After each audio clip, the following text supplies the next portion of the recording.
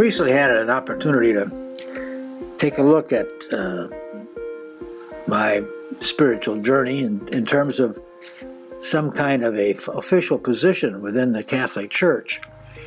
Let me give you a little background. Many years ago, my wife and I were very much involved in Marriage Encounter as a presenting team.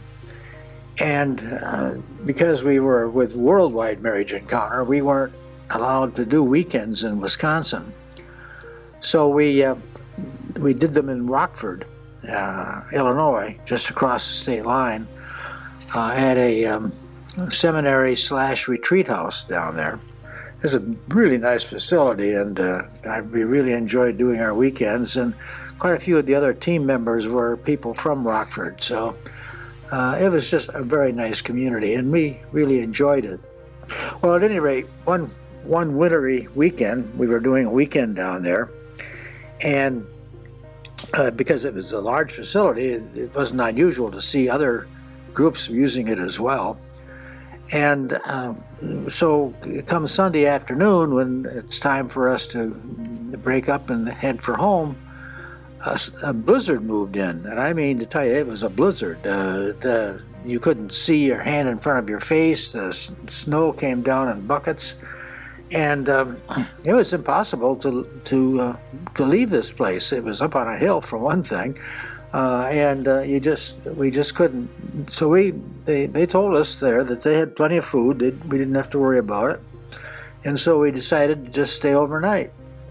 And we found out that when we went down to mess hall, because everybody that was using the facility all got together for dinner, that the other group using it were a group of deacons, permanent deacons, which were lay people who take a lot of special training to work officially in the church. And I got a chance to talk to them, and I really enjoyed talking to them, and really enjoyed very much what they were doing, and their enthusiasm for serving the church and serving the people of God. So when I got back to Wisconsin, I checked into this permanent diaconate with our bishop, and was told that he was evaluating it and had not decided as yet whether or not to go ahead, because it was up to each bishop to decide what to do. And of course, going through this whole process had taken quite a bit of time. So when I was finally told that there's nothing to be done at this point in Wisconsin, I decided that I would contact some of my friends in Rockford and ask them if I could use their good name in contacting the Bishop of Rockford to see if he might be interested in having me become a deacon in the Diocese of Rockford. Well, they were all for it, and so I went ahead and made application, and I was told that they had the permanent diaconate, but that they were in the process of evaluating it, and so they were not accepting any new candidates at this time. So, and I didn't know how long that was going to last, so that was a no-go, at least for them. Well, in the meantime, we had decided that we'd had enough winter and enough snow, and my business was in very good shape, and so we decided to move to our condo in Florida. We had a condo in Florida that we had owned for many years, so we sold our home in Madison and moved on down to Sebring. Well, when I got there, once again I contacted the bishop's office. They had just created a new diocese called the Diocese of Venice, and so I contacted the bishop in Venice and the bishop's office, and was told that they hadn't decided at this point if they were going to go ahead with a permanent diaconate or not. And so that again was a no-go. I decided that instead of going that route, I would do something that I'd always wanted to do, and that is get a PhD. By the time I'd finished my master's, I was married and had 2 children, and so basically, it was time for me to go to work. But I'd always wanted to get a PhD, and things had soured considerably at home. And so my wife and I agreed to divorce, and I took off for Tallahassee, Florida, to enroll in the School of Political Science to get as a doctoral candidate. The next 4 to 5 years were spent obtaining a PhD, but I had still maintained my activity in the church and still stayed active in the church.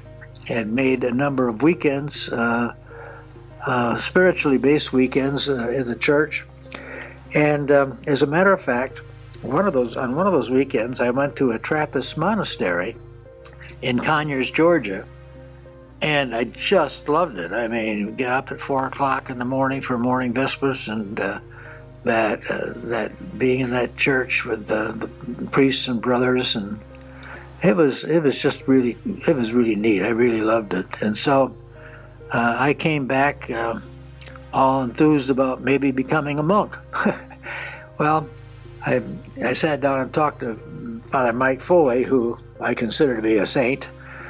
He's always was there for me in my most difficult times, and told him how I was feeling.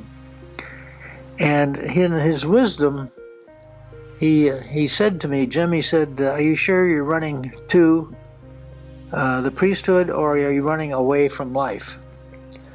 And when I thought about it, I was pretty sure that I was running away from life.